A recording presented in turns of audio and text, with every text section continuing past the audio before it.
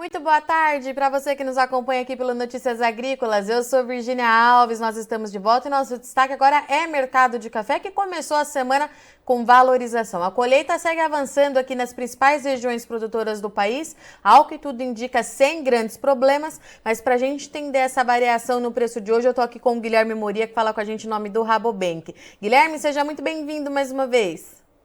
Boa tarde, Virgínia. Boa tarde a todos.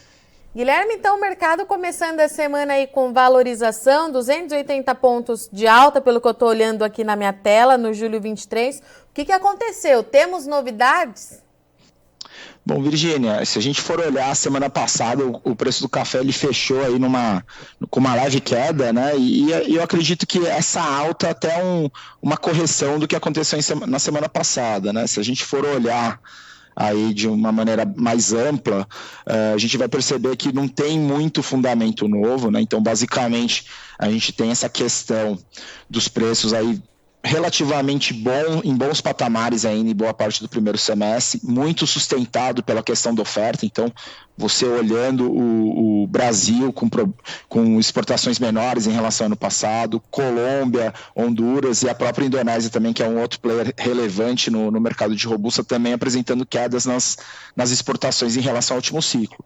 Eu acho que o único player relevante mesmo, né, do mundo do café que vem sustentando e vem aumentando as exportações até o momento é o Vietnã, com uma alta aí de quase 17% nesse ciclo em relação ao passado, que vem aí exportando mais, mas olhando para os outros players, a gente vê que essa questão da oferta vem dando bastante sustentação aos preços de café e vem mantendo ele em altos níveis, né? E Guilherme, pelo que a gente tem observado aqui no Notícias Agrícolas, a colheita ganha ritmo aí nas principais regiões produtoras, sem grandes problemas, o tempo ajudando bastante para o produtor avançar. Na teoria, isso não ajudaria a pressionar o mercado? Exatamente, Virgínia. Em teoria, ajudaria a pressionar o mercado, até porque a gente está projetando uma safra maior do que o ano passado. Aqui no Rabobank, por exemplo, a gente está estimando uma safra de 66 milhões de sacas, das quais 42,7 são arábica, né? Então, olhando para o arábica, é um aumento até moderado, né? Ao redor de 4% em relação ao último ciclo, mas é um aumento de produção. E aí, olhando para os principais cinturões, a gente não vem observando grandes problemas, né? A colheita vem avançando aí dentro da normalidade. Inclusive, semana passada a gente andou dando uma volta aí no Cerrado Mineiro em particular, e o que a gente conversou, o que a gente andou observando, inclusive, é que não tem maiores problemas na colheita, então ele vem progredindo aí numa normalidade, nada excepcional, e tudo isso teria que pressionar os preços mesmo, Virgínia. O problema é que nesse atual momento a gente não tem aí uma oferta de café para aumentar as nossas exportações, por exemplo, ou aumentar essa oferta aí no curto prazo. Então, teoricamente, esse café que está sendo colhido agora, esse café que está sendo preparado, ele vai entrar no mercado aí bem no final do primeiro semestre, meados do começo do segundo semestre, né, Virgínia? Então, eu acho que o mercado, por enquanto, ele vem bem sustentado em cima dessa questão da oferta mesmo. E aí, nos próximos meses, né, especialmente no segundo semestre, a gente pode começar a ver os preços sendo um pouco mais pressionados. Guilherme, nesse momento ainda, então, o mercado está operando nessa safra sendo colhida. A gente ainda fala do ciclo 23. Exato, exatamente. Tá. E quando que a gente deve ver isso mudar? Na chegada da florada, lá para agosto, setembro, talvez? Talvez, Virgínia, até um pouco antes, porque geralmente, né, a colheita começou agora em meados de maio, né? Começou a ganhar tração agora em junho, então provavelmente maio, junho, julho, né? A partir de agosto esse café já começa a entrar no mercado, né? De uma maneira mais ampla, vamos dizer assim. Então, talvez agosto a gente já comece a ver esse movimento, e aí, posteriormente, né, a gente sabe muito bem que a partir de setembro, outubro, com a florada da próxima safra brasileira, a gente já começa a mudar um pouco as análises e começa a focar um pouco para a próxima safra mesmo. Junho e julho, Guilherme, o que a gente pode esperar desse mercado, então? Monitorando frio e monitorando colheita no Brasil? Exato, Virgínia. Se a gente for olhar, tem ainda um café remanescente ainda na mão do produtor, né? Ou seja, aquele café que muitos estavam comentando no passado, que o produtor estava resiliente, ao mesmo tempo o exportador também não estava querendo comprar, né? Na nossa visão, teve alguns negócios que rolaram aí em abril e maio, vamos dizer assim, e agora nesse inverno brasileiro, o que tem de café, eu acho que o produtor ele está esperando com um pouco mais de cautela, exatamente tentando entender o que vai acontecer nesse inverno brasileiro, Virgínia. Então, a gente tem aí, nesse mês de junho, julho e até um pouco de agosto, esse evento climático que pode trazer volatilidade, e aí qualquer problema que a gente tenha do lado da colheita. E Guilherme, tem uma pauta que a gente começa a falar no mercado de café, mas ainda sem aprofundar muito, porque a gente está esperando para ver o que vai acontecer, mas é o El Niño, né? Até aqui a gente falava de laninha, e agora o jogo virou, a gente pode ter essa questão de El Niño, que aparentemente para as áreas produtoras aqui do Brasil pode não trazer grandes problemas, mas pelo que você estava me dizendo antes da gente entrar aqui ao vivo, nos demais países produtores, a gente precisa ficar de olho, né? Exato, Virginia. Se por um lado a gente está projetando aí ainda preços bem sustentados e volatilidade ainda no segundo semestre, no segundo a gente acredita que a gente possa ver aí os preços sendo um pouco mais pressionados.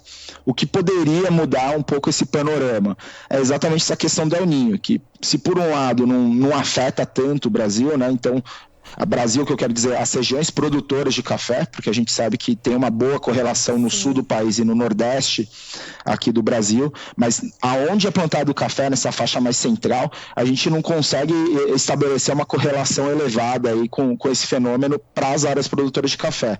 Por outro lado, quando a gente olha para a Ásia, quando a gente olha para a América Central e a própria Colômbia, esse diagnóstico de El Niño ele acaba aumentando a possibilidade de você ter um período mais seco ou menos chuvas na região.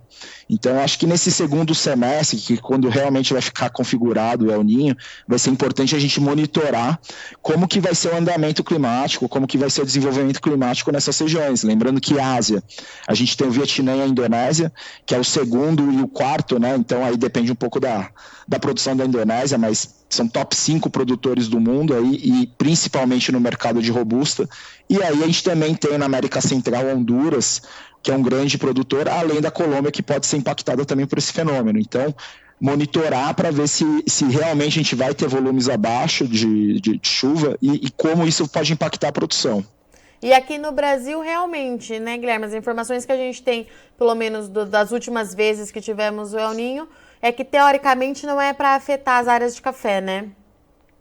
Até um exemplo bem clássico, né, Virgínia? Que ano passado a gente estava no ano de laninha, se a gente for olhar, e a gente teve um excelente regime de chuvas para as regiões de café, Virgínia. Então, tem um pouco disso aí que a gente não consegue estabelecer uma correlação exata aí do que o fenômeno acaba causando nas regiões produtoras de café. E Guilherme, falando um pouquinho do café robusta para esse produtor, a gente vê que apesar de toda a volatilidade, em algumas sessões fica bem distante do que está acontecendo lá em Nova York, né? Londres, às vezes, na direção oposta. Tem alguma coisa diferente acontecendo para o mercado de robusta? Bom, Virgínia, se a gente for olhar o mercado de café robusta no Brasil, ou café conilon, a gente vai ver que ela não tem muita correlação assim com Londres, né? O preço aqui no mercado doméstico com Londres. E a gente acredita que isso acontece exatamente por conta do elevado consumo doméstico que a gente tem. Então, se a gente for olhar hoje, né, de acordo com as nossas análises, cerca de 75%, até um pouco mais, 75% do que é consumido aqui no Brasil é café conilon. E aí, com isso, o mercado de café conilon ele acaba ficando muito mais atrelado à oferta e demanda doméstica do que propriamente à oferta e demanda global. Fato que é o que vem acontecendo em Londres, né? Então, se você for olhar Londres aí em patamares elevadíssimos e aqui no Brasil aí andando meio de lado. Talvez também Londres já possa estar comprando aí ou estabelecendo pagando algum prêmio de risco climático por conta do El Niño, né? Lembrando que a gente tem aí incertezas com relação à oferta no Vietnã e Indonésia. E Indonésia também se a gente for olhar as últimas notícias de produção projetada para esse ciclo, já indicando uma quebra aí considerável.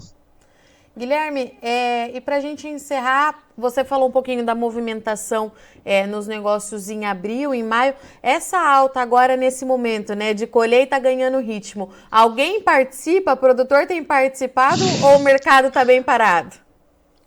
Olha, o que a gente tem escutado mesmo é que, principalmente agora, no final de maio, começo de junho, o mercado voltou a ficar um pouco parado. Acho que tem essa questão do produtor também, né? Ele está segurando um pouco mais as negociações, mas a gente também tem ouvido a contraparte, né? Que os próprios torrefadores, em especial, têm travado um pouco a negociação, têm feito aí compras aí pontuais somente para honrar os seus negócios, né, os seus compromissos. Lembrando que também para o lado do torrefador também não é um momento muito interessante, né?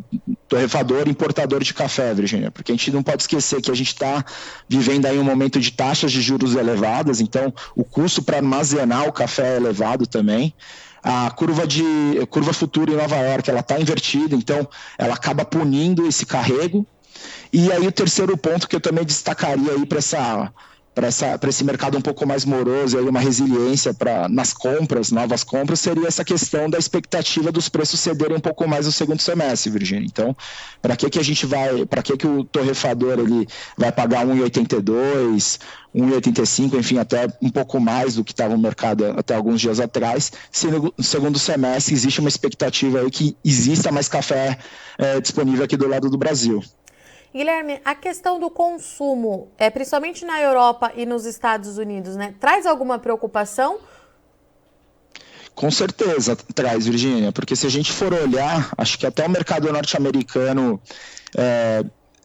segue um pouco mais tranquilo, vamos dizer assim, um pouco mais resiliente, mas o que a gente tem escutado de notícia na Europa é que traz uma certa incerteza. Se a gente olha os resultados de torrefadores importantes aí no mundo, estão indicando aí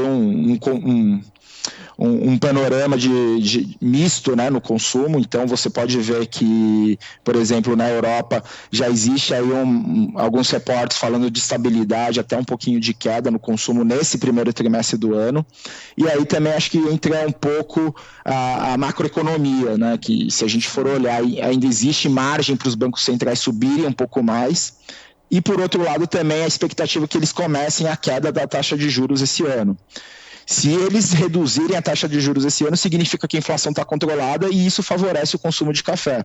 Mas será que eles vão conseguir realmente controlar a inflação nesse ano? Então, eu acho que é uma pergunta que fica para os próximos meses, que vai conseguir direcionar um pouco aí o nosso otimismo, ou redução do otimismo com relação à demanda, aí, olhando para o próximo ano. Muito bem. Guilherme, obrigada mais uma vez pela sua disponibilidade. Eu já deixo o convite aberto aqui para você voltar mais vezes, porque aparentemente a gente continua com um monte de perguntas que a gente vai ter que esperar esse semestre virar, o ciclo virar, para a gente chegar mais perto da resposta, né, Guilherme? Não dá para bater o martelo de que a gente vai encontrar todas elas, mas a gente segue tentando.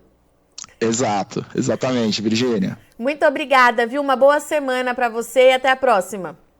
Boa semana e boa tarde a todos. Obrigado.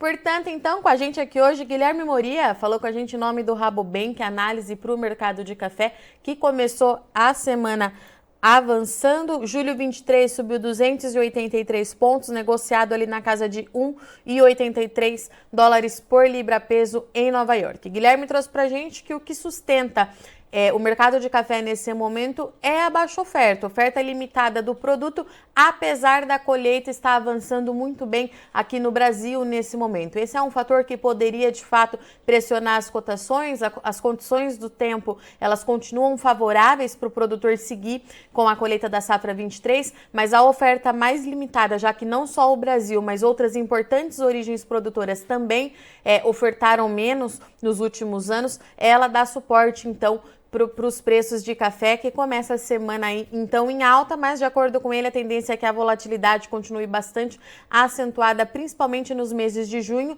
e julho, lembrando que a partir de agora a gente entra no mercado climático para o café, uma nova onda de frio intenso pode vir a dar um suporte mais expressivo de alta para esses preços, e a gente tem também a questão de um El Niño que a gente vem monitorando de perto. O Guilherme deixou muito claro aqui para a gente que, teoricamente, aqui no Brasil não é para impactar as regiões cafeiras, é para as coisas acontecerem dentro da normalidade do que o parque cafeiro precisa, mas tem algumas regiões, principalmente na Ásia e também na Colômbia, que a gente precisa ficar de olho porque pode ter corte na precipitação e ali ter, então, uma oferta mais restrita por mais um ciclo nessas outras origens produtoras. A gente precisa monitorar para ver qual vai ser a intensidade desse El Niño, mas já se sabe que alguns meteorologistas, climatologistas aqui no Brasil falam El Niño com intensidade entre moderada e forte. A gente precisa ficar de olho. No segundo semestre, a entrada da safra brasileira pode de fato pressionar esses preços, então o Guilherme trouxe para a gente que o produtor precisa continuar atento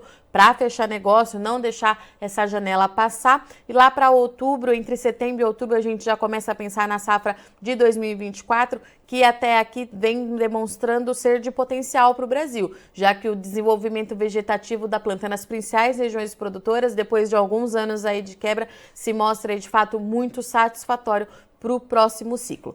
Bom, eu sou Virginia Alves, eu agradeço muito sua audiência e companhia, mas não sai daí que já a gente está de volta, é rapidinho.